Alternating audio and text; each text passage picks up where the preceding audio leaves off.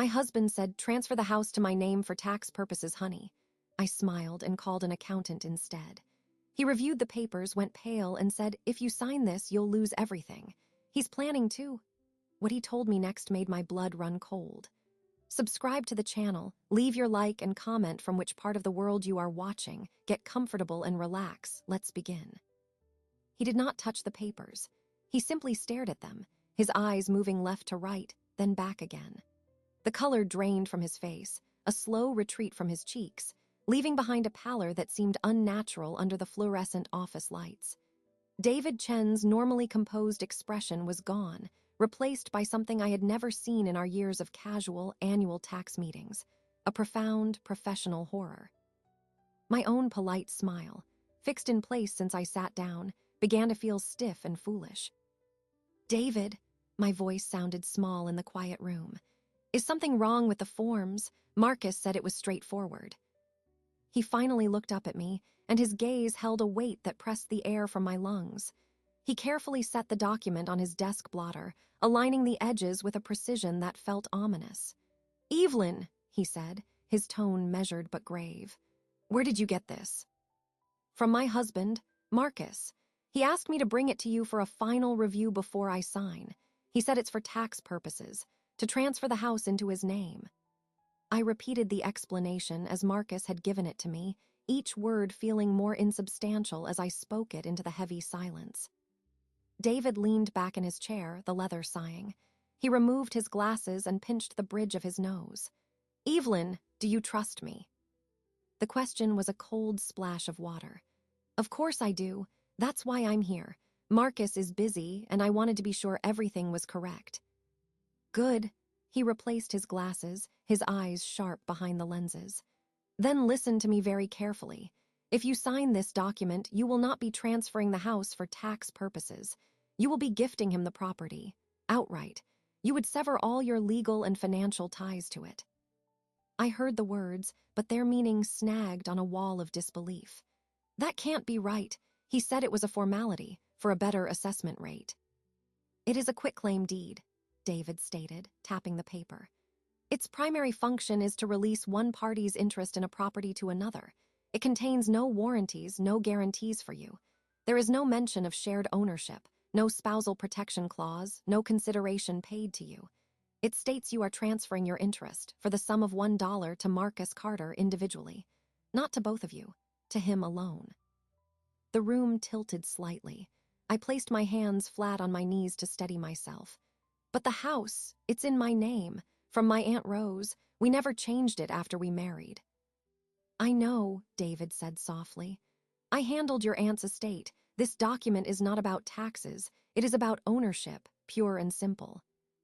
The fluorescent hum was the only sound for a long moment. I saw the document now not as a simple form, but as a weapon laid on David's blotter. My husband had handed it to me with a kiss on the forehead. That morning had been so ordinary. A Tuesday. Sunlight streamed across the kitchen tiles, catching the dust motes in the air. I was wiping the counter, the smell of coffee and toast lingering. Marcus was dressed for work, his tie perfectly knotted. He came up behind me, his hands on my shoulders, his chin resting on the top of my head. A familiar, comforting weight. I need a favor, sweetheart, he murmured, his voice a warm rumble against my scalp. Anything, I said, leaning back into him. It was our ritual. He asked for favors. I enjoyed being needed. The property taxes on the house are a mess. My accountant says the assessment is tangled because it's still in your name from your aunt. It's costing us. He turned me around, his hands now on my arms, his face earnest. If we transfer the title to my name, we can file under a different bracket. It'll save us thousands a year. It's just a paperwork thing. I looked into his hazel eyes, the same eyes that had crinkled at me across a crowded room 23 years ago. Why your name only? Why not both of us? He sighed, a patient, slightly weary sound. Evelyn, my love, it's about income profiles. My financial history, my business, it's cleaner for the assessment. It's purely strategic. You know I'm no good at explaining this legal financial jargon. He smiled, the charming, disarming smile that had always dissolved my doubts. It's still our house. Nothing changes. You'll just be saving us a pile of money. Think of the vacation we could take. He made it sound like a chore, a tedious marital task like unclogging a drain. A thing we did for each other. He framed my caution as a lack of understanding, and I, eager to prove I was a partner and not a burden, had acquiesced. "Of course," I said. "Whatever you need. I'll have the papers drawn up. You just need to sign. Maybe have your guy David look them over if it makes you feel better." He kissed my forehead, a dismissive seal on the conversation. "You're the best." Now in David's office, that kiss felt like a brand. Why? The word was a dry crack in my throat. Why would he do this? David's expression was pained but direct. He was not a man to sugarcoat. "Evelyn, in my experience, a spouse requests a sudden, lopsided asset transfer for one of three reasons. Significant, hidden debt they are trying to shield, or they are planning for a separation and wish to secure assets beforehand." He paused, the final reason hanging unspoken but clear. "Or there is a third party they intend to benefit," I finished for him, my voice flat. The words tasted of ash. He gave a single, slow nod. "My strong advice for your own protection is to do nothing. Do not sign this. Do not confront him, not yet." Not yet. A spark, small and cold, ignited in my chest. It was not anger, not yet. It was the first click of a lock turning. If he is planning something, confrontation now will only force him to become more secretive or to take more drastic action. You are in a position of strength. The house is legally yours. He has asked you to give it away. You have not. That is your advantage. David leaned forward, his elbows on the desk. "You need information. You need to understand what is truly happening. Do you have access to all your financial accounts, joint and individual?" I see the statements. He handles the payments, the investments. He said it was easier with his schedule." The confession shamed me. I had seen my delegation as support, as streamlining our life. Now I saw it as surrender. "That needs to change. Quietly. First, we secure the original deed and your inheritance paperwork. Do you know where they are?" "In our home safe. Marcus knows the combination." "Then we need to move them to a safe deposit box in your name only, today if possible." He spoke with a calm urgency. "Then we look at the financial trail, every account, every transaction for the last year." I looked at my hands, twisted together in my lap. These were the hands that had cooked his meals, folded his clothes, planted roses in the garden of the house he now wanted to take. A slow, solid feeling began to replace the shattered numbness inside me. It was the weight of the house itself, of Aunt Rose's legacy, of every board and window I had cared for. It was mine. I looked up at David. "What do I need to do?" He offered a thin, approving smile. It was not a smile of happiness, but of recognition. He saw the shift. "First, you go home, you act normally. You tell him you dropped the papers with me and I'm reviewing them, that it may take a few days. Then you find a reason to go to the bank." I stood, my legs steady. I looked once more at the quitclaim deed on his desk. It was no longer a frightening mystery. It was evidence. "Thank you, David." "Evelyn," he said as I reached the door. I turned. His face was solemn. "I am very sorry this is happening, but you are not alone in this." I nodded, unable to speak again. I walked out of his cool, ordered office into the bright, indifferent afternoon. The sunlight felt different. It felt like a spotlight. I got into my car and sat for a long time, my hands resting on the steering wheel at 10 and 2. I watched them, waiting for a tremor. None came. In the rearview mirror, I saw my own eyes. The warm brown was still there, but the look in them was new. It was a watchful, calculating look. The gray in my hair, catching the light, did not seem like a sign of age anymore. It felt like a streak of steel. I started the car and drove toward home. The house awaited me, its lines and gardens familiar. But I was not the same woman who had left it that morning. That woman had believed a kiss and a smile. The woman driving back knew the price of trust, and she was no longer willing to pay it.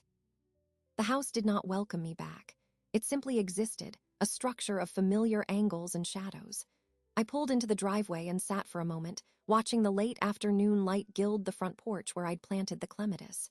It was the same vine, the same brick, the same green front door. But the meaning of it had shifted. It was no longer just my home. It was the asset in question. I walked inside, the click of the lock behind me sounding definitive. Marcus was not home. The silence was thick. I placed my purse on the hall table and moved through the rooms as if inspecting a museum diorama of my own life. The sofa we'd chosen together, the photographs of us smiling on various vacations, the book he was reading, left open on the armchair.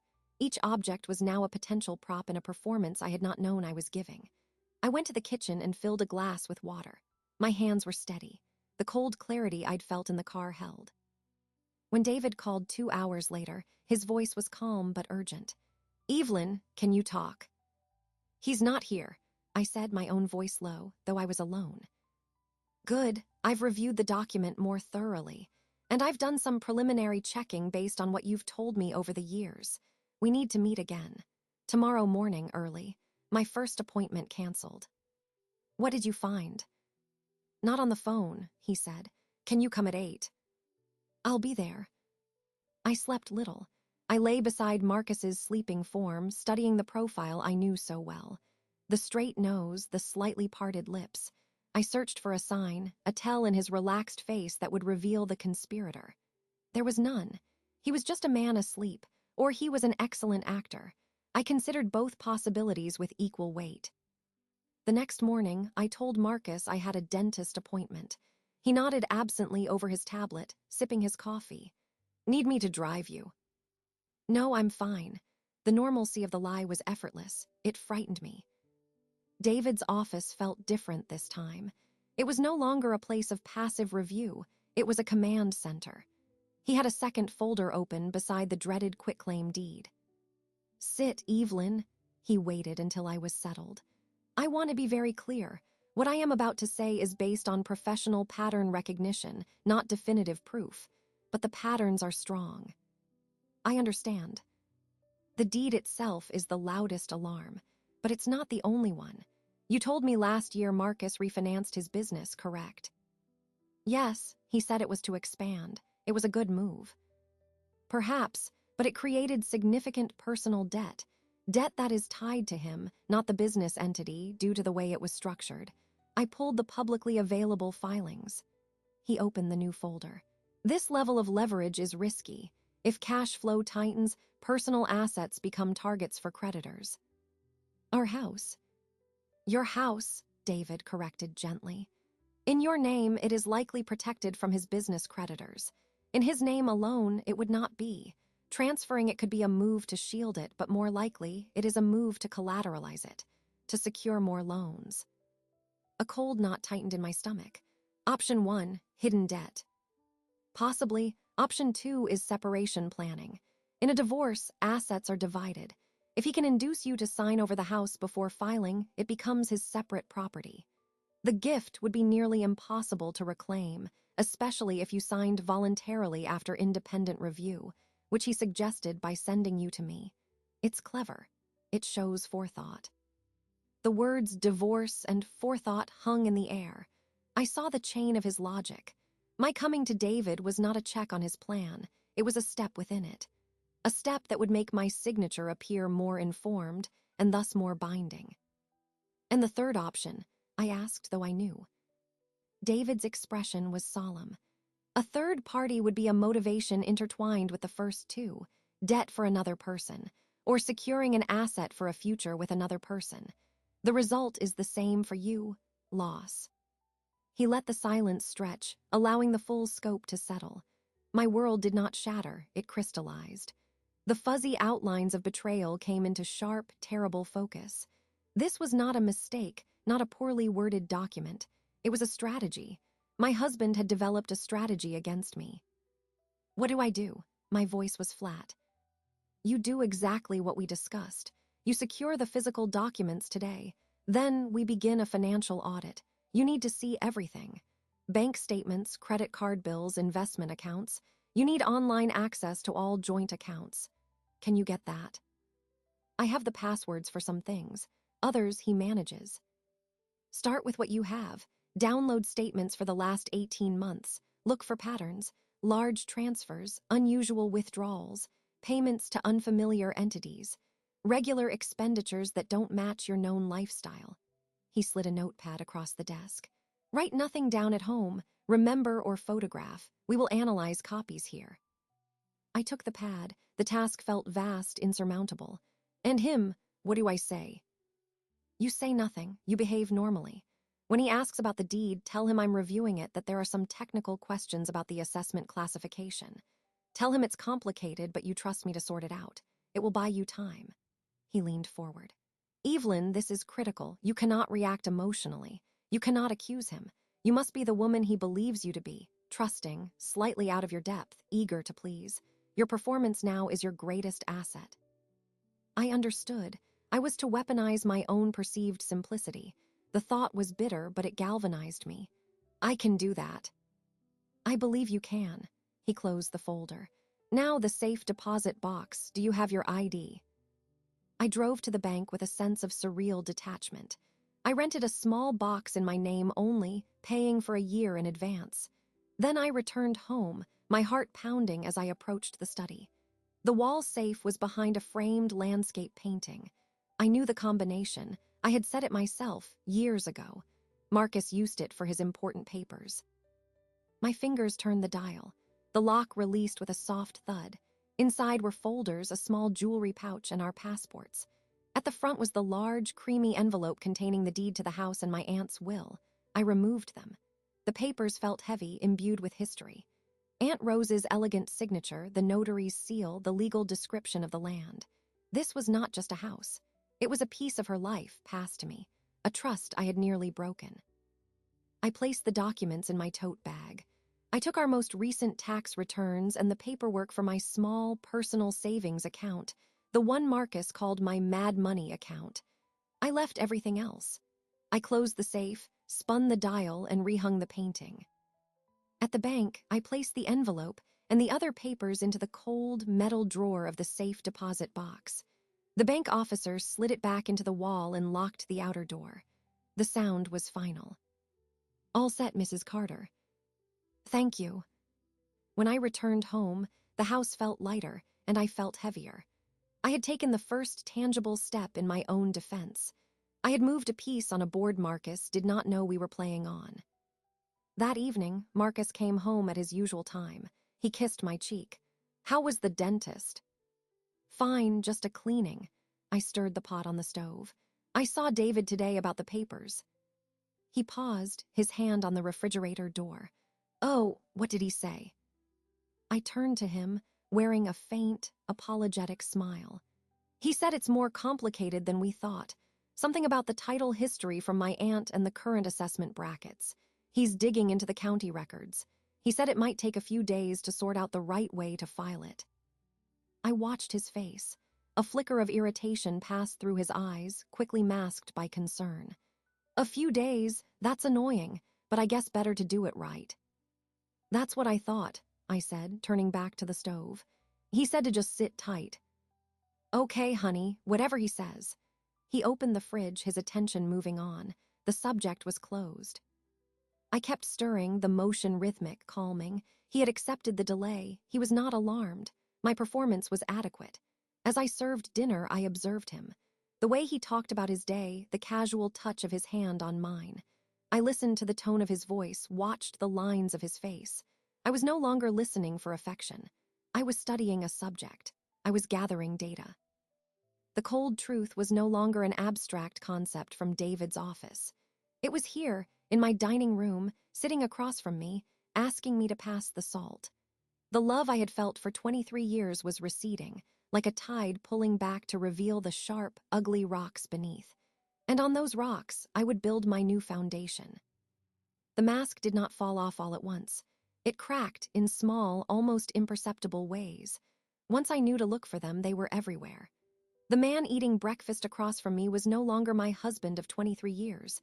He was a subject under observation. My love had been a blanket, softening his edges, blurring his inconsistencies. Now, with that blanket pulled back, every detail was sharp and clear. It began with the phone. He had always been attached to it, but the nature of the attachment had changed. Before, he would leave it on the kitchen counter while making coffee, the screen lighting up with work emails or sports alerts. Now it was a physical part of him, tucked into a pocket or held in his hand, screen angled away. He began taking calls in other rooms. 2 nights after my meeting with David, we were in the living room. I was reading. He was scrolling on his tablet. His phone buzzed on the sofa cushion between us. He glanced at the screen and his body stiffened almost imperceptibly. He did not answer it. He let it go to voicemail. "Aren't you going to get that?" I asked, not looking up from my book. "Wrong number," he said too quickly. He picked up the phone and stood. "I need to check something in the study for work." I listened to his retreating footsteps, the soft click of the study door closing. Silence, then the low murmur of his voice. A returned call.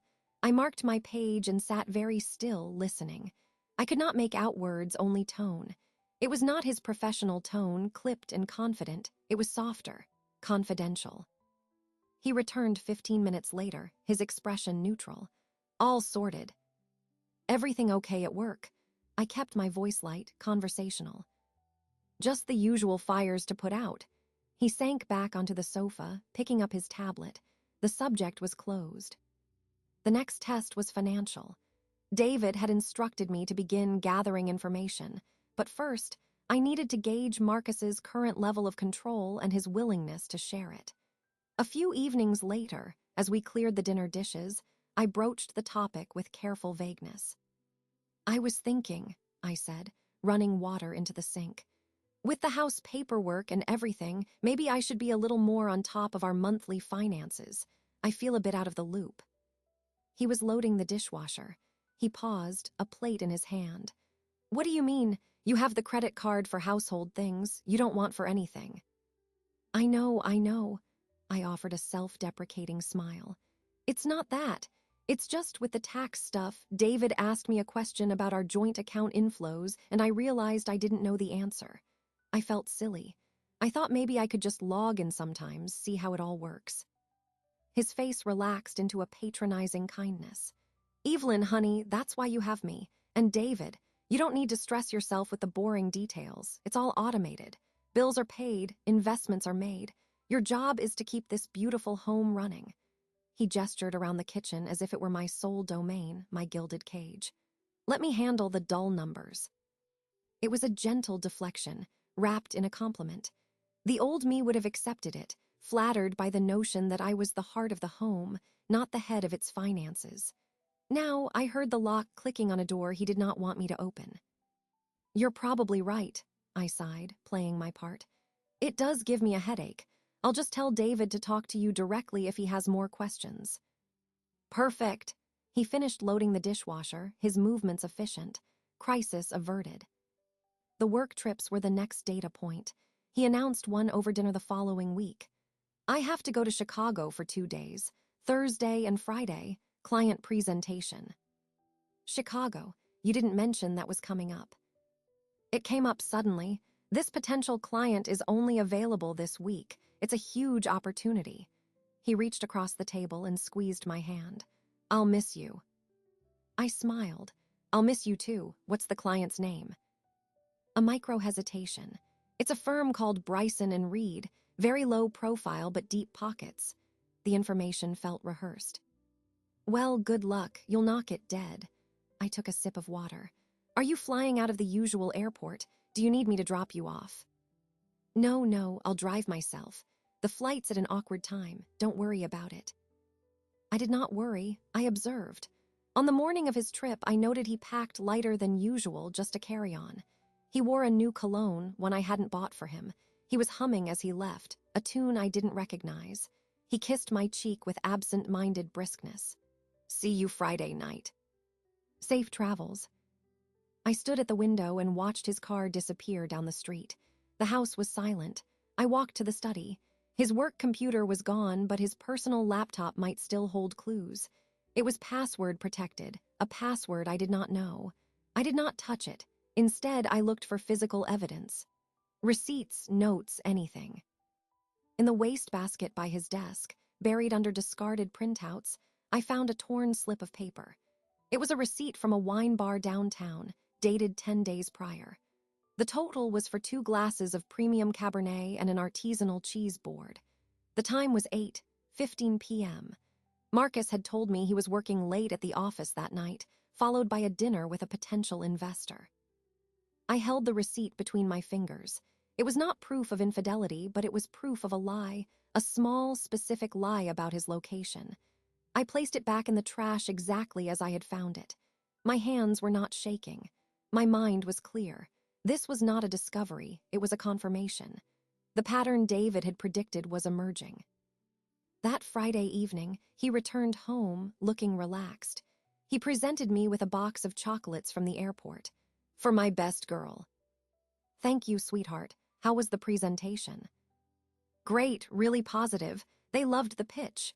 He launched into a detailed, convincing narrative about the meeting, the people, the follow-up steps. It was fluid and full of plausible specifics. It was the story of a man who had actually been in a business meeting. I listened, nodding, asking appropriate questions. I pictured the receipt for the wine bar. I pictured his private phone call. I pictured the quitclaim deed on David's desk. The three separate strands were beginning to braid together into a single, ugly rope. Later, as he showered, his phone buzzed on the nightstand. A text notification lit up the screen. From this angle, I could not see the sender's name, only the first line of the message. Can't wait for next week. This was. The screen went dark. I did not move. I heard the water shut off. My role was to be the trusting wife, the one who did not check phones, who did not question stories. I picked up my own book and resumed reading. When he came out, towel around his waist, he picked up the phone immediately. He read the message, a small smile touching his lips. It was a private smile, not meant for me. He typed a quick reply. Anything important? I asked, not looking up from my page. Just work, he said, placing the phone back on the charger. Always work. I turned a page. The sound was crisp in the quiet room. The last of the emotional fog burned away in that moment, leaving behind a landscape of cold, hard facts. He was lying. He was planning. I was in his way. David's advice echoed in my mind. Do not confront him yet. The hurt was still there, a raw, aching wound, but it was now compartmentalized. It existed in a separate room inside me. The room I now lived in was all strategy. The shift was complete. I was no longer a betrayed wife seeking an explanation. I was an investigator building a case. My target was the man in the towel, humming as he dressed, believing himself undetected. My objective was no longer to save my marriage. It was to protect what was mine. The next phase required more than observation. It required an ally. I called Sheila the next morning. I did not trust my own voice to hold over the phone, so I kept it simple. Can I come by the cafe? I need to talk. There was a brief pause on the other end. Sheila knew my rhythms. A social visit had a different cadence. Of course, honey. Come to the back. I'll put the kettle on. Her cafe, the Daily Grind, was a 10-minute drive away. It was a cozy place with mismatched tables and the rich, comforting smell of roasted coffee and baked goods. I parked in the rear alley and entered through the back door, which led directly into her small, cluttered office and kitchenette. Sheila was there, wiping flour from her hands onto a checked apron. She took one look at my face and her warm expression tightened. Sit, she commanded, pointing to a worn armchair in the corner. She busied herself with an electric kettle and two mismatched mugs. She did not ask questions yet. That was her way. She provided the space, the tea, the silence until you were ready to fill it. The ordinariness of the scene, the hum of the industrial fridge, the distant chatter from the cafe front, the familiar chintz of the armchair, unlocked something in me. I had held myself together in David's sterile office, in my own carefully controlled home. Here, in Sheila's chaotic back room, the facade cracked. The tears came first, silent and hot. They were not the dramatic sobs of grief, but a quiet, profound leakage of pain. I cried for the 23 years, for the man I thought I knew, for the future I had assumed was secure. I cried for my own blindness. Sheila placed a mug of strong, milky tea on the small table beside me and took the chair opposite. She waited, her hands folded in her lap, her gaze steady and patient. When I could speak, the words came out in a fractured rush. I told her everything. The deed, David's warning, the hidden phone calls, the deflected questions, the business trip, the receipt. I laid out the cold, accumulating evidence like pieces of a terrible puzzle. Sheila listened without interruption. Her face, usually animated and quick to laugh, grew still and hard. When I finished, she let out a long, slow breath. That son of a bitch. The bluntness of it, the lack of placation or pity, was a relief. David thinks he's planning to divorce me, or that he's in debt, or both. Of course he is, Sheila said, her voice low with fury. A man doesn't try to steal his wife's house because he's feeling sentimental. This is a financial maneuver, a hostile takeover of your life. She leaned forward, her eyes sharp. What did David say to do? Not to confront him, to gather evidence, to secure everything first. Smart man, Sheila nodded firmly. Marcus thinks you're a pushover, Evelyn, a sweet, simple homemaker who signs where she's told. That's your advantage. You have to keep him thinking that. I've been trying. It's exhausting. I bet it is, but you can't stop now. She sipped her tea, thinking. You need more than an accountant. You need a lawyer, a shark, someone who doesn't blink at this kind of premeditated crap. I don't know any lawyers, not like that. I do. A determined light came into her eyes. My cousin's daughter, Gabriella, she's a family law attorney. She's young, but she's fierce. She specializes in high-conflict, asset-heavy divorces. She's seen every trick in the book. She'll know exactly what Marcus is doing and how to block it. The word divorce made my stomach clench. Saying it to David was one thing. Hearing Sheila say it with such concrete planning made it a reality. It feels so final to be talking to a divorce lawyer. Honey, he made it final the second he asked you to sign away your home. He's already there. You're just catching up. Her voice softened, but only a fraction. This isn't about saving your marriage. That ship has sailed and he set it on fire. This is about saving you asterisk. Your home, your future. You fight for that with everything you've got. She was right. The finality of it was his doing, not mine. My task was response, not initiation. Will she talk to me? Confidentially. I'll call her today. She'll see you. She understands discretion. Sheila set her mug down with a decisive click. Now, what else? Evidence. You need more than suspicions. You need records. Can you get into any accounts? I have some passwords. David is helping me pull statements. Good, keep at it. And start making notes. Times, dates, his excuses. Keep it somewhere he'd never look. I have a safe deposit box now, for the deed. A proud, fierce smile touched Sheila's lips. Look at you, moving in silence. She reached across and gripped my hand. Her grip was strong, grounding. You listen to me, Evelyn Carter. You are not some helpless victim. You are a smart, capable woman who built a life with a snake. Now you're going to build a better one without him, and you're not doing it alone. The tears threatened again, but this time they were different. They were not just from hurt, but from the overwhelming relief of not being isolated. The weight I had been carrying alone felt fractionally lighter, shared across the sturdy table between us. I wiped my eyes with the heel of my hand. The crying spell was over. A strange, cold calm was settling in its place. What do I tell Gabriella? You tell her the truth. You bring her what you have. You let her guide you. Sheila stood up, her energy shifting to action. I'm calling her now. You finish your tea. Then you go home and you be the perfect, trusting wife. You let Marcus feel secure and superior. That's when people make mistakes. I took a sip of the tea. It was sweet and strong, exactly how I liked it. Sheila had remembered. This small, consistent kindness stood in stark contrast to the calculated betrayal waiting for me at home. She stepped out into the alley to make the call for privacy. I sat in the armchair, looking at the clutter of her life. Cookbooks stacked precariously, invoices pinned to a bulletin board, a faded photo of us from years ago at a summer fair, arms slung around each other's shoulders, laughing. She returned a few minutes later. Tomorrow, 2 p.m., her office is in the city. I wrote down the address. She handed me a slip of paper with neat handwriting. She's expecting you. Her receptionist will just see Sheila's friend. I took the paper and folded it carefully, tucking it into the inner pocket of my purse. Thank you, Sheila. I don't know what I'd do. Don't thank me yet. Thank me when it's over and that man is out of your house and out of your life. She pulled me into a firm, flour-dusted hug. Now go, and remember, you're the calm one. You're the one who knows. Let him think he's the smartest person in the room.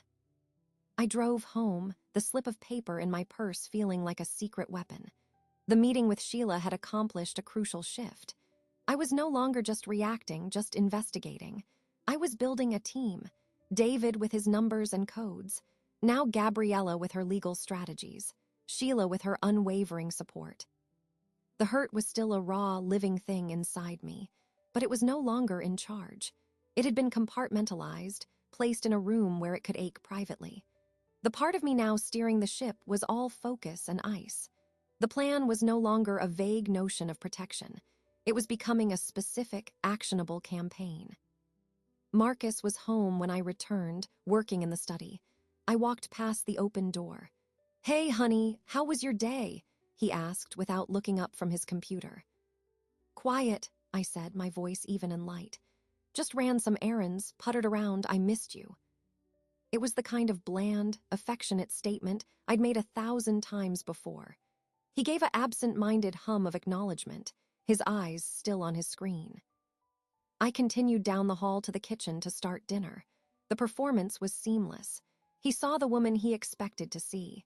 He had no idea that in the quiet of Sheila's back room, that woman had been fortified with steel. The sisterhood strategy was in motion. Gabriella's office was nothing like David's. Where his space was a quiet haven of orderly files, hers was a tactical command center. The walls were lined with thick legal volumes, and a large whiteboard in the corner had the names of cases and statutes written in dry erase marker. She was younger than I expected, perhaps in her late 30s, with sharp, intelligent eyes and a no-nonsense handshake. "Evelyn, Sheila has told me a little. Why don't you start from the beginning?" she said, gesturing for me to sit. Her voice was calm, direct, and held an energy of immediate focus. I repeated the story, more succinctly this time. The deed, David's analysis, the observed behavior.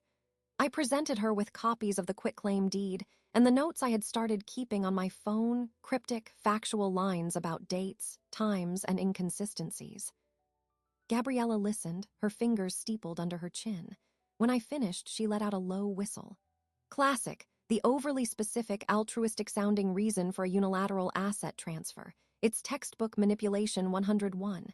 He's relying on your trust and your desire to avoid conflict. She picked up the deed copy. David Chen is correct. This is a predatory document. Signing it would be catastrophic for you. What do I do? First, we establish you as the victim of a fraudulent inducement. He presented this as a tax maneuver. We have proof it is not. That misrepresentation is our wedge. She leaned forward. My job is to build the legal fortifications around you. David's job is to follow the money. Your job is to continue being the perfect, unsuspecting wife until we have all our pieces in place. Has he asked about the deed again?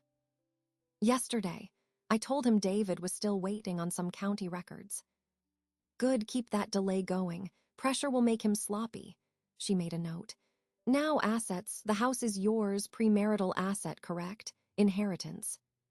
Yes, but we've both contributed to maintenance, taxes, renovations over the years. That creates a marital interest, but it doesn't negate your primary ownership. We'll need to account for that, but it's a far cry from him owning it free and clear. She tapped her pen. Other joint assets. Investment accounts, 2 retirement funds, a joint checking and savings. We'll need a complete picture. David can help. I want to see every statement for the last 3 years.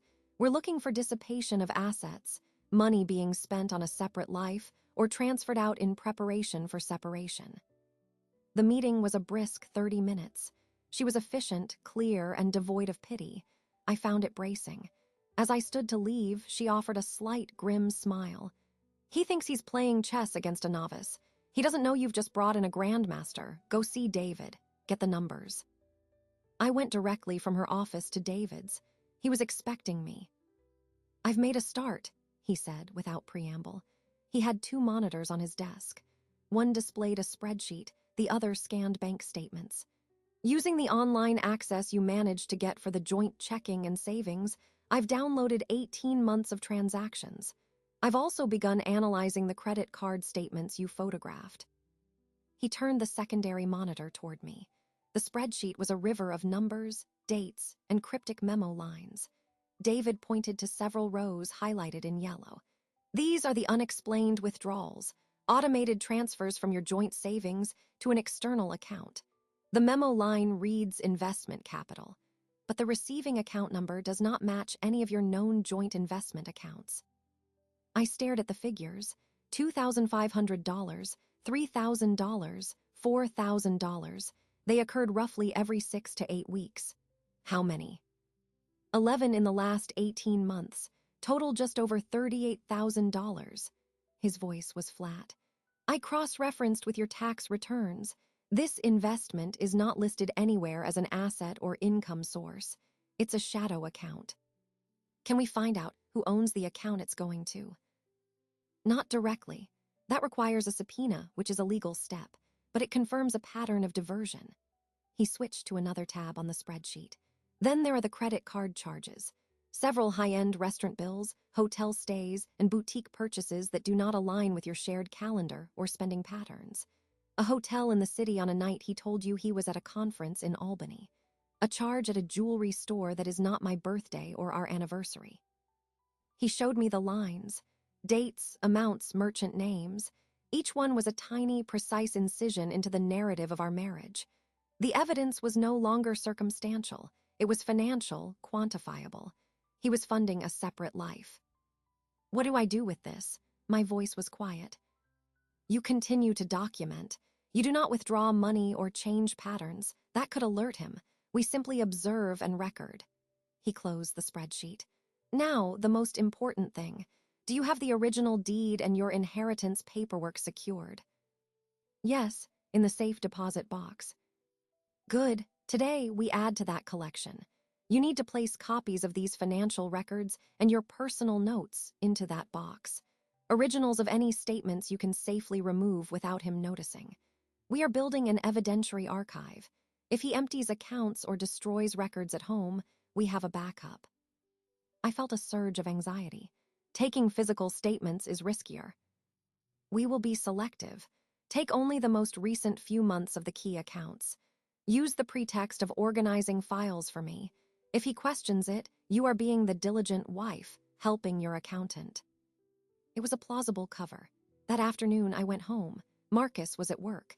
I went to the filing cabinet in the study where we kept financial records.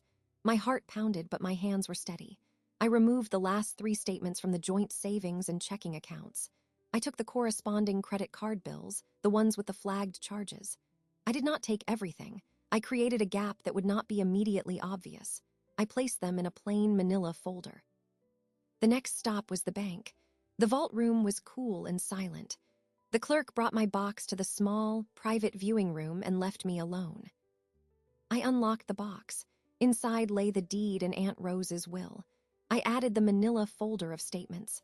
Then, from my purse, I removed a small, unmarked notebook. In it, I had transcribed the notes from my phone, a log of Marcus's odd behavior, his excuses, the details of his trip. I placed the notebook in the box. It was not a journal of feelings, it was a log of facts. I closed the lid and slid the box back into its long, metal drawer. The clerk locked it. The ritual was complete. In that moment, standing in the silent vault, I felt the shift. It was a physical sensation, a settling of my own internal architecture. For weeks, I had been reacting, gathering, hiding. I had been on the defensive, but the act of placing that notebook inside the box beside the deed was different. It was an active, affirmative step. I was not just protecting what was mine. I was constructing a case. I was building the platform from which I would eventually push back. The house, the money, the lies, they were all becoming pieces on my board. David was my strategist, Gabriella my enforcer, Sheila my morale.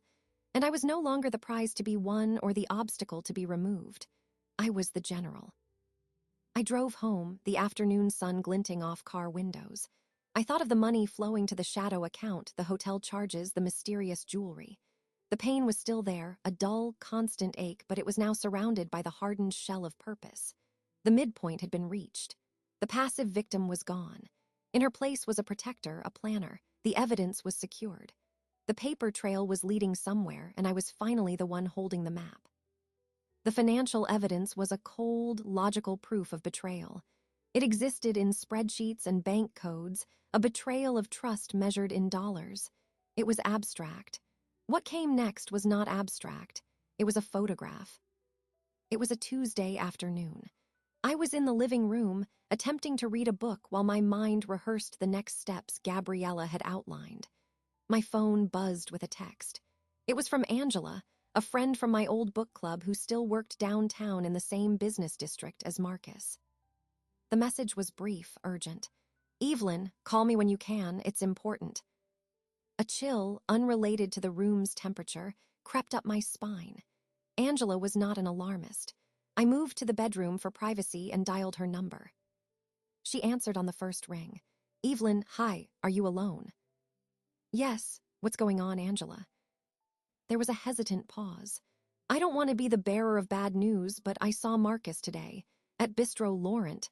You know, that pricey French place on 5th. He mentioned a client lunch," I said, my voice carefully neutral, playing my part even now. "It didn't look like a client lunch, Ev." Her voice dropped. "He was with a woman, young, maybe early 30s, blonde. They were cozy, leaning in, laughing. He had his hand on her arm. It was intimate. I was 2 tables over with a supplier, and he never saw me." The information entered my brain like data. Coordinates, Bistro Laurent. Subject, Marcus. Companion, unidentified female, approximate age 32, blonde. Behavior, consistent with romantic involvement. I noted it all with a detached clarity. "I see," I said. "I took a picture. I know it's invasive, but I thought you should see. I just sent it." Her voice was filled with pity. "I'm so sorry, Evelyn." "Thank you, Angela, for telling me and for the picture. Do you want me to come over? Do you need anything?" "No, thank you. I need to process this alone." We hung up. I stood in the middle of the bedroom, the phone heavy in my hand. I opened the messaging app. There was the image, slightly blurred but unmistakable. It was Marcus. He was smiling, the easy, charming smile I knew so well. He was leaning across a small table, his fingers wrapped around the stem of a wine glass. His other hand rested on the forearm of the woman seated opposite him. She was attractive, laughing at something he had said, her head tilted in a way that suggested familiarity. The tableau spoke of a shared joke, a private understanding. It was a snapshot of a man perfectly at ease in a moment of deception. I studied the photograph. I noted the time stamp Angela had included, 1:15 p.m. Marcus had told me his lunch was with a potential investor named Frank from out of town. I noted the woman's clothing, a stylish blazer, a silk blouse. I noted the half-empty wine bottle between them. I noted the absence of any notebooks, tablets, or documents that would signify a business meeting. I felt no sudden surge of anger, no sharp stab of grief. Those emotions were present, but they were distant, muted. The primary sensation was a profound, settling cold. It was the final piece of the puzzle clicking into place. David's 3 options, debt, divorce, a third party, were now conflated into one concrete reality. The other woman was not just a possibility, she was a fact. Her existence explained the secretive transfers, the unexplained expenses, the hotel charges. She was the destination for the shadow account, the reason for the new cologne, the recipient of the secretive texts. The betrayal was no longer a financial scheme I needed to outmaneuver. It was personal. It was my husband sharing intimacy, laughter, and likely my money with another woman while he plotted to take my home. The emotional fraud was now complete. I saved the photograph to a hidden folder on my phone. I then forwarded it to a new, secure email address David had helped me set up, one Marcus knew nothing about. I typed a brief, factual note. "Received today from friend Angela Mercer. Taken at Bistro Laurent, 1:15 p.m. Subject identified as Marcus. Female companion unidentified." I sent it. It was now part of the archive. I walked back to the living room. The afternoon sun slanted across the rug. I sat in my usual armchair. I placed the phone face down on the side table. I looked around the room I had furnished, the plants I had watered, the pictures I had hung. This was the life he was so casually ready to discard, to monetize, to steal from. A strange calm settled over me. It was the calm of certainty. All the doubts, the fragile hopes that maybe there was some terrible misunderstanding, evaporated. The evidence was no longer circumstantial. It was photographic. The woman's laughing face was the final confirmation I needed. My resolve, which had been a determined but fragile thing, hardened into something unbreakable. This was no longer about saving a marriage or even just about protecting an asset. It was about justice. It was about ensuring that his betrayal carried a cost, that he could not simply walk away with my home and my dignity, leaving me with nothing but shattered trust. I picked up my book again. I did not read it. I held it as a prop, thinking. The emotional piece had clicked. The hurt was immense, but it was now fully converted into fuel. It would power the next phase of the plan. Gabriella had spoken of legal strategies, David of financial traps. Now I understood the true objective, not just to stop him, but to make him experience the consequences of his own choices, to turn his clever scheme against him. Marcus came home later that evening, loosening his tie. "Long day," he sighed, dropping his briefcase. "How was yours, sweetheart?" I looked up from my book and smiled. It was not the warm, open smile of a trusting wife. It was a small, closed curve of the lips, a performance. "Quiet," I said. "Just another day." He nodded, heading for the kitchen to pour a drink. He did not suspect a thing. He believed the picture of his life was still under his control. He did not know I had just added the final, damning snapshot to my collection. The cold truth was now a living image, and it had erased the last of my hesitation. The path ahead was clear, and it was paved with his own lies. The photograph had done its work. It had transmuted the last of my lingering sentiment into a cold, usable alloy of resolve. When I met with David and Gabriella 2 days later, the atmosphere in the room was no longer one of discovery, but of execution. Gabriella had a new document laid out on the conference table in her office. It looked almost identical to the quitclaim deed Marcus had given me. The font, the formatting, the header were the same, but it was not the same. "This," Gabriella said, tapping the first page, "is an interspousal transfer grant deed with a retained life estate and a reconveyance clause. In plain English, it appears to transfer your interest in the property to Marcus Carter.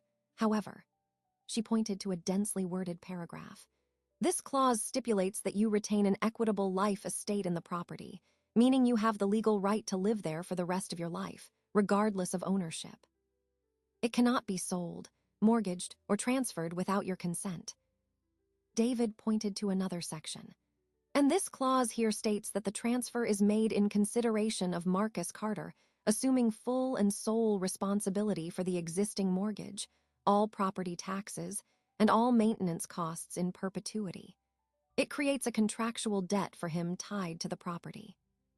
"Finally," Gabriella continued, "this reconveyance clause states that upon the dissolution of the marriage for any reason, the title automatically reverts to you, Evelyn Carter, as sole and separate property. The deed he would receive becomes functionally void."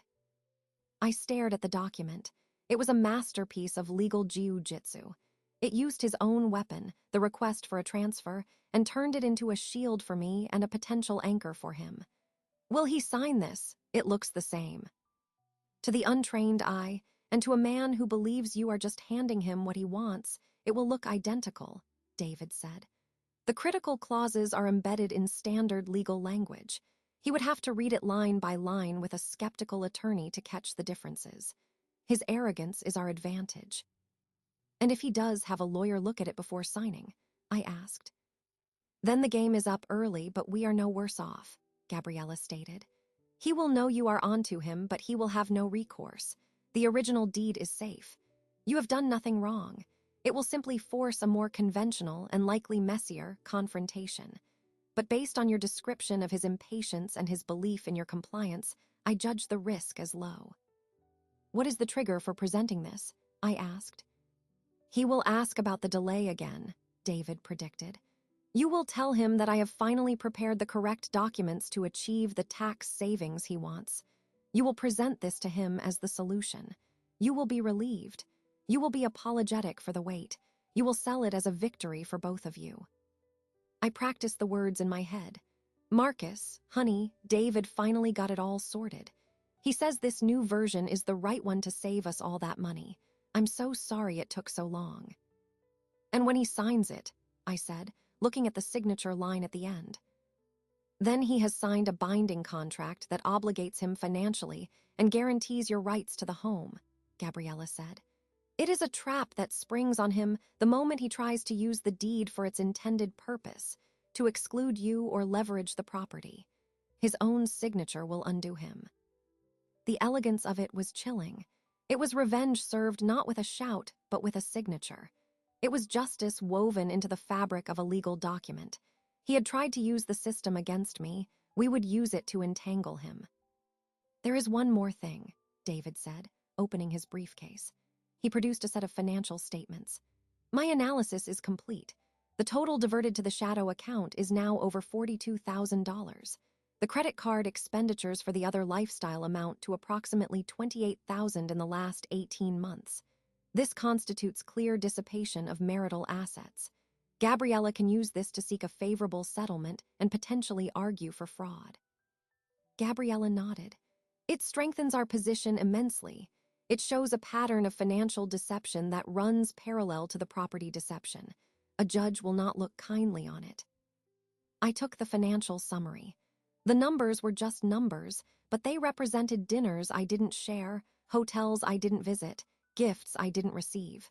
They were the quantitative measure of his disloyalty. So the plan is set, I said, my voice even. It is, Gabriella confirmed. You take this document home, you keep it somewhere safe. You wait for him to ask, you present it, you get his signature. Then you bring it directly back to me for notarization and filing. Do not leave it where he can find it again. I understand. David handed me a sleek pen. You need to sign it first, as the grantor. I took the pen. It was heavy, well-balanced. I looked at the line where it said Evelyn Carter, grantor. This was not a signature of surrender, as Marcus had intended. This was a signature of strategy. I leaned over the document and signed my name. The letters flowed smoothly, steadily. There was no tremor.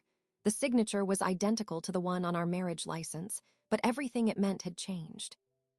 I handed the pen back. What now? Now, Gabriella said, gathering the signed document, we make a certified copy for our files, and you take the original home. And you wait. Let his own greed and impatience deliver him to us. I left her office with the original document in a thin, innocuous folder, the same kind I had brought the first one home in. The late afternoon sun was bright. I drove home, the folder on the passenger seat. It felt like carrying a live wire, dormant but full of potential energy. That evening, Marcus was preoccupied with his phone. He had been increasingly short with me, a subtle irritation that I interpreted as frustration with the delay.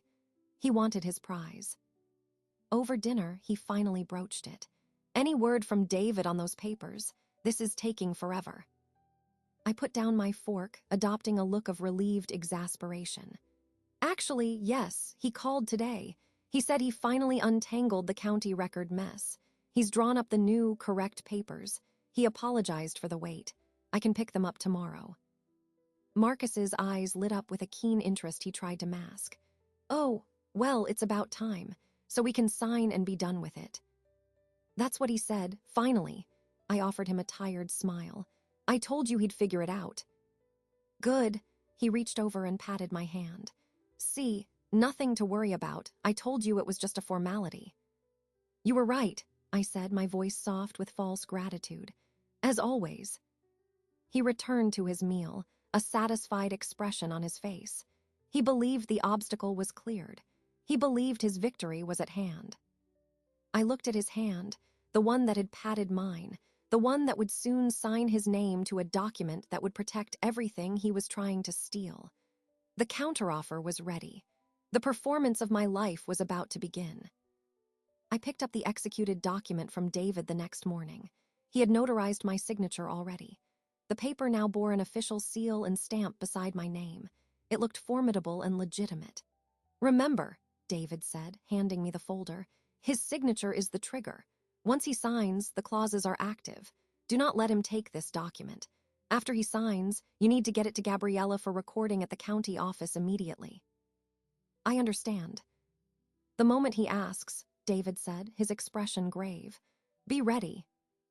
Marcus's impatience had become a palpable force in the house. He was like a man waiting for a check to clear, checking his mental watch. That evening, as I was setting the table for dinner, he came into the kitchen. So, did you get the papers from David? I turned, wiping my hands on a towel, and offered a bright, relieved smile. I did, finally. He gave me the whole explanation, something about a vesting code that needed to be correct for the tax assessment. It's all in here. I gestured to the folder on the kitchen counter. Great, let's get it done now, before dinner. He rubbed his hands together, a gesture of anticipation he mistook for eagerness to complete a mundane task. Of course. My heart was a steady, slow drum in my chest. I picked up the folder. We just need to sign where David marked. He said it's very straightforward now. I led him to the kitchen table, the same table where he had first made his request over coffee and sunlight. The irony was not lost on me.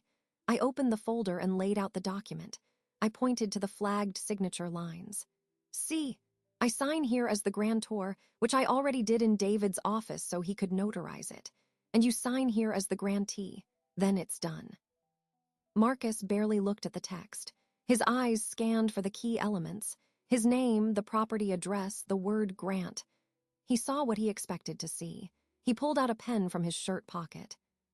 Wait, I said, a note of gentle concern in my voice. Don't you want to read it over? I mean, after all that confusion. He waved a dismissive hand. Evelyn, if David prepared it and you signed it, it's fine. He's your guy. I trust you. The condescension in his voice was perfect. He was so confident in my compliance, in his control, that he would not even perform the basic diligence of reading the document he had been so desperate to obtain. His arrogance was the final component in the trap. Okay, if you're sure, I said, stepping back slightly, giving him space. He leaned over the table, positioned the document, and signed his name with a swift, confident flourish on the line indicated. He dated it next to his signature. There, all set. He straightened up, smiling. See, nothing to it. I told you it was just a formality. He looked triumphant. In his mind, he had just secured the house. He had navigated my slight hesitation, managed the delay, and now the asset was his. I could see the relaxation in his shoulders, the gleam of satisfaction in his eyes. He believed he had won. I managed a smile that felt both brittle and serene. I'm just glad it's over. It was starting to stress me out. He came around the table and pulled me into a brief, perfunctory hug. You worry too much. Now we can put it behind us. He released me and glanced at his watch. I'm going to make a quick call before dinner. Start the steaks, will you? Of course. He walked out of the kitchen, already pulling his phone from his pocket. I stood alone at the table. I looked down at the document. His signature, bold and black, sat beside mine. The notary's seal was a raised circle of authority. This piece of paper was no longer a threat. It was a weapon, and he had just armed it for me. My hands did not shake as I gathered it. I closed the folder carefully. I did not place it in the filing cabinet or leave it on the counter. I walked calmly to our bedroom and placed the folder inside my closet, on a high shelf behind a stack of sweaters. A temporary hiding place, just for the night. Dinner was a surreal pantomime. Marcus was in an exceptionally good mood. He talked about his plans for the next quarter at work, about a golf trip he was considering. He was expansive, future-oriented. His future, I understood, which he now believed was securely anchored in a property that was legally slipping from his grasp even as he spoke. I listened, nodded, asked appropriate questions. I played the part of the supportive, relieved wife. Inside, I was counting the hours until the banks opened, until I could get this document to Gabriella. Every laugh of his, every casual mention of our plans, felt like a confirmation of the deceit. It steeled my nerves. That night, as he slept, I lay awake. I thought about the document in the closet. I thought about the life estate clause, the reconveyance upon dissolution. I thought about the financial records in the safe deposit box, the photograph on my phone. All the pieces were now in place. His signature was the linchpin. The performance was over. The trap had been sprung the moment his pen touched the paper. The next morning, I waited until he left for work. I retrieved the folder. I did not look at the document again. I placed it in my tote bag. I drove directly to Gabriella's office. She was waiting for me. I handed her the folder without a word. She opened it, her eyes going immediately to Marcus's signature. A slow, sharp smile spread across her face. He signed it. He didn't read it. Of course he didn't. She picked up the document. This is it, Evelyn. This is the pivot. I will have this recorded with the county clerk today. Once it's recorded, it is part of the official title history. His deed is now our shield. Then what? Then we wait for the unraveling to begin. It will start with his lawyer or a title company or a bank when he tries to use it. And when it does, we will be ready. She placed the document in a larger envelope. Go home, be normal. The next move is his, but he doesn't know the board has changed. I drove home. The house looked the same, but everything was different. The man who lived there with me had signed away his leverage while believing he was claiming his prize. The power had shifted, silently and irrevocably. The performance was complete. All that remained was for the curtain to rise on the consequences. The unraveling began 10 days later. Gabriella had predicted it would come through his lawyer or a bank. It came via an email, which he read on his phone one evening in the living room. I was across the room, ostensibly reading but watching the change in his posture. He went still. Then his face flushed a deep, mottled red. He stood up abruptly, the phone clenched in his hand. What is this? His voice was low, tight. What is what, honey? I asked, setting my book aside. This email from my attorney, he did a title search for a refinancing opportunity. He was struggling to control his words. He says the deed transfer you signed, it's not a simple quitclaim. It has clauses, a life estate, a reconveyance. He took a step toward me. What did you do, Evelyn? I did not stand. I remained seated, my hands folded in my lap. I looked at him, and for the first time in months, I did not hide the calculation in my eyes. I did what you asked. I signed the papers to transfer the house for tax purposes. David prepared them. These aren't standard clauses, he shouted, the controls snapping. This says you get to live here forever. This says it comes back to you if we divorce. This is not what we agreed. What did we agree, Marcus? My voice was calm, level. You said it was for tax purposes. David prepared documents that achieve that while protecting my inherited interest. It's sound financial planning. You told me to trust him. You tricked me, he spat the words. You knew what this was. You let me sign it without reading it. You chose not to read it, I corrected him. You said you trusted me. I allowed a small, cold smile to touch my lips. Was that a mistake? The sheer audacity of my calm seemed to inflame him further. He took another step, looming over my chair. You think you're clever? This changes nothing. I'll have it invalidated. I'll sue David for malpractice. You can try. I finally stood, meeting his gaze without flinching. But before you spend more money on lawyers, there are some things you should see. I walked past him, toward the study. He followed, a wave of furious confusion. I opened the desk drawer and took out a manila envelope. Not the originals, those were safe, but copies David and I had prepared. I laid them on the desk. Financial records from the last 18 months. Highlighted are the regular transfers from our joint savings to an unknown account. Over $42,000. Also highlighted are credit card charges for hotels, restaurants, jewelry. Approximately $28,000. All occurring during times you told me you were working or traveling alone. He stared at the papers, his anger momentarily stalled by shock. You've been spying on me. I have been reviewing our family finances. As I suggested I should, remember? You told me not to worry my pretty head about it. I opened the envelope further and placed the photograph from Angela on top of the statements. This is from Bistro Laurent. You look happy. He looked at the picture of himself with the blonde woman.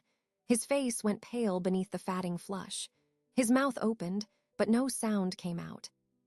Her name is Lauren, by the way, I said.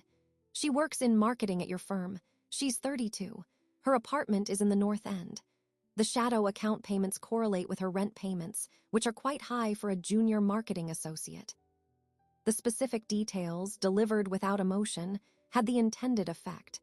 His bluster deflated, replaced by a dawning, sickening comprehension. He was not facing an emotional wife. He was facing a prosecutor with a dossier. "Evelyn, I can explain." "There is no explanation I am interested in hearing." I cut him off. "The financial dissipation, the fraudulent inducement regarding the property transfer, and the adultery provide more than sufficient grounds for divorce, which is why I have already filed." The final blow landed. He physically recoiled. You filed." "This morning. Gabriela Perez is my attorney. You will be served formally tomorrow. The petition references the attached interspousal transfer deed, which protects my interest in the home.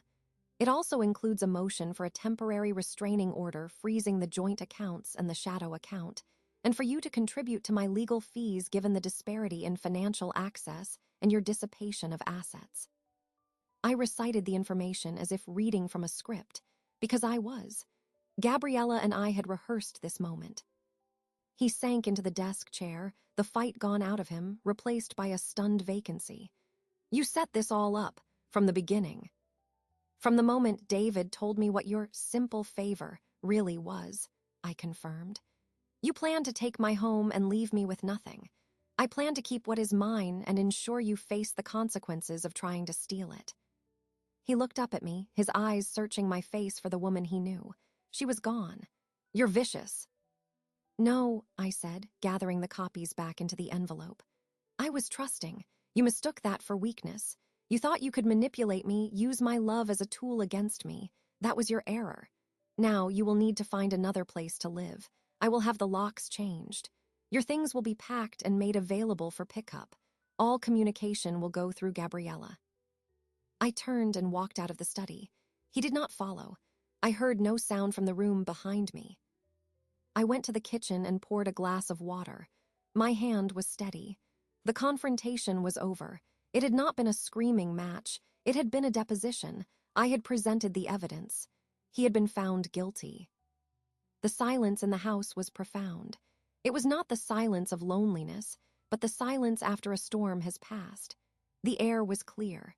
The threat was neutralized. He was still in the study, surrounded by the proof of his own betrayal, beginning to understand the scale of his miscalculation. I looked out the kitchen window at the backyard, at the garden I had tended. It was still mine. The house was still mine. The future was still mine. The unraveling was his to manage now. My part was done. The cold, precise work of the last few weeks had reached its logical, satisfying conclusion. Justice had not been loud or violent. It had been quiet, legal, and absolute. The legal process was not swift, but it was inexorable. Gabriela managed it with a cool proficiency that turned the law into a scalpel. Marcus's attempts to challenge the deed or the divorce petition faltered against the evidence. His own lawyer, after reviewing the financial dissipation and the photographic evidence, advised settlement. The shadow account was traced and frozen. The mortgage, taxes, and maintenance obligations tied to the deed he signed became a binding reality. The final settlement was signed in Gabriela's office 6 weeks later. I did not see Marcus. Our communication had been reduced to legal documents and emails between attorneys. The terms were clear.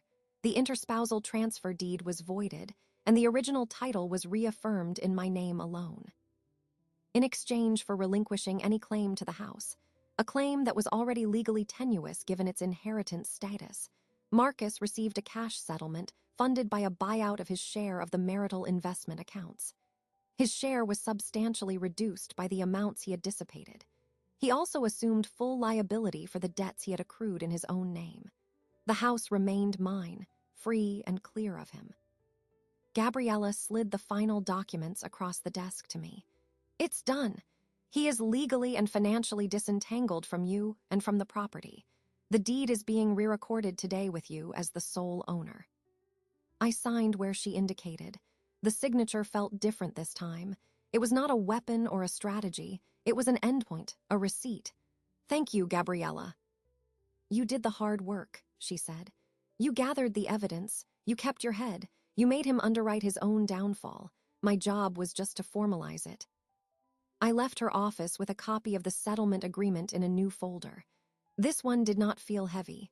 It felt like an empty container, its purpose fulfilled.